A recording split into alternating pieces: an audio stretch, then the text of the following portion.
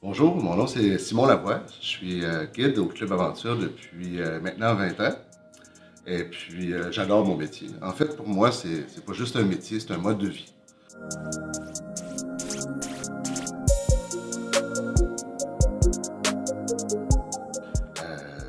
Même quand je suis pas en tour avec les groupes du Club Aventure Voyage, je voyage tout seul, puis ça, je fais ça depuis environ 25 ans ou plus.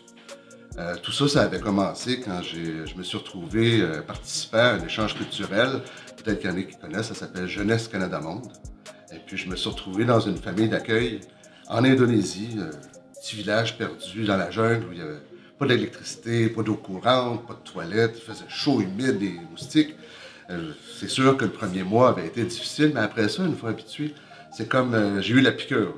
Puis à un moment donné, ben, je me suis retrouvé à avoir un métier où je pouvais voyager en travaillant, qui était d'être guide au Club Aventure Voyage. Et puis pour moi, le métier de guide, c'est pas seulement de montrer une montagne ou un temple ou parler de l'âge de cette montagne-là ou de ce temple-là.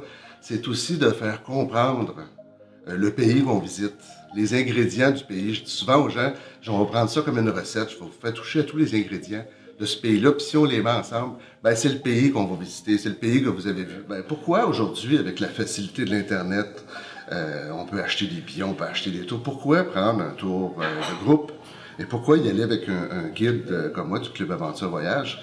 Ben, c'est facile de réserver un billet sur Internet. C'est facile de réserver un hôtel sur Internet. Mais comment se tremper dans un pays, comment faire du hors-sentier battu, comment aller voir les régions justement qui sont pas sur l'Internet, qui sont pas dans les livres. Ben, regardez, il y a des avantages et des désavantages à voyager en groupe. Il y a des avantages et des désavantages à voyager seul.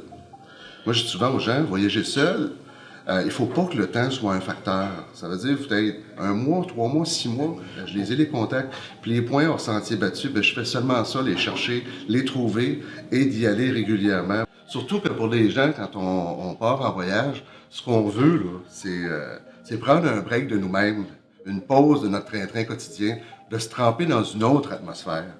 Ben, c'est ça que j'essaie de réaliser pendant un voyage. À la fin de ce voyage-là, qu'est-ce qui est allé vous chercher le plus? Si vous me dites c'est le peuple, c'est les gens qu'on a visités, ben là je dis mission accomplie.